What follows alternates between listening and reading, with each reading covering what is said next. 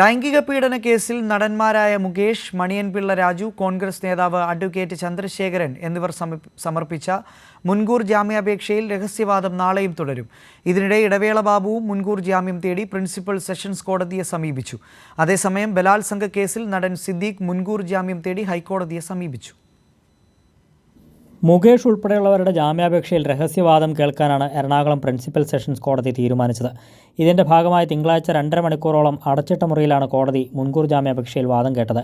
താൻ നിരപരാധിയാണെന്നും പരാതിക്കാരി പണം ആവശ്യപ്പെട്ട് ബ്ലാക്ക്മെയിൽ ചെയ്തതായും മുകേഷ് നേരത്തെ ജാമ്യഹർജിയിൽ ചൂണ്ടിക്കാട്ടിയിരുന്നു. അടച്ചിട്ട മുറിയിലായതിനാൽ ഉന്നയിച്ച വാദങ്ങളുടെ വിശദാംശങ്ങൾ വെളിപ്പെടുത്താനാകില്ലെന്ന് മുകേഷിന്റെ അഭിഭാഷകൻ അഡ്വക്കേറ്റ് ജിയോ പോൾ പറഞ്ഞു. കേസ് ഡയറി ഉണ്ടല്ലോ, പ്രോസിക്യൂഷൻ ഡയറി ഉണ്ടല്ലോ, കേസ് ഡയറി ഉണ്ട്, വാദം കേട്ടു. ചില ക്ലാരിഫിക്കേഷൻസിന് വേണ്ടിയിട്ട് നാളത്തേക്ക് വെച്ചിട്ടുണ്ട്. സർക്കാർ അത് സീരിയസ്ലി ഒപ്പോസ് ചെയ്യാണ്, അതാണ് അവരുടെ നിലപാട്. അതേസമയം കേസ് ഡയറി പോലീസ് കോടതിയിൽ ഹാജരാക്കി. ഒപ്പം പ്രതികളുടെ ജാമ്യാപേക്ഷയെ എതിർത്തുകൊണ്ട് പോലീസ് റിപ്പോർട്ടും സമർപ്പിച്ചതായി അഭിഭാഷകർ അറിയിച്ചു. മുകേഷിനെ കൂടാതെ മറ്റ് പ്രതികളായ മണിയൻപിള്ള രാജു, അഡ്വക്കേറ്റ് ചന്ദ്രശേഖരൻ എന്നിവരുടെ മുൻകൂർ ജാമ്യാപേക്ഷയിലും കോടതി വാദം കേട്ടു. ഇതിനിടെ ഇടവേള ബാബുവും സെഷൻസ് കോടതിയിൽ മുൻകൂർ ജാമ്യാപേക്ഷ സമർപ്പിച്ചു. 4 പേരുടെയും മുൻകൂർ ജാമ്യാപേക്ഷ കോടതി ചൊവ്വാഴ്ച വീണ്ടും പരിഗണിക്കും. അതേസമയം ബലാത്സംഗ കേസിൽ നടൻ സിദ്ദിഖ് മുൻകൂർ ജാമ്യം തേടി ഹൈക്കോടതിയെ സമീപിച്ചു. നടിയുടെ ആരോപണം അടിസ്ഥാനരഹിതമെന്ന് ചൂണ്ടിക്കാട്ടിയാണ് ഹർജി. 5 വർഷം മുൻപ് സമൂഹമാധ്യമത്തിലൂടെ ഉന്നയിച്ച ആരോപണമാണ് വീണ്ടും ഉന്നയിക്കുന്നതെന്നും അന്ന് ബലാത്സംഗ പരാതി ഉന്നയിച്ചിരുന്നില്ലെന്നും സിദ്ദിഖ് ഹർജിയിൽ പറയുന്നു.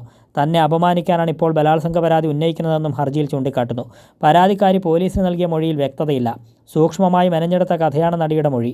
മുൻകൂർ ജാമ്യാപേക്ഷ തീർപ്പാകും വരെ അറസ്റ്റ് തടയണമെന്നും സിദ്ദിഖ് ഹർജിയിൽ ആവശ്യപ്പെട്ടിട്ടുണ്ട്. കൈരളി ന്യൂസ്, കൊച്ചി.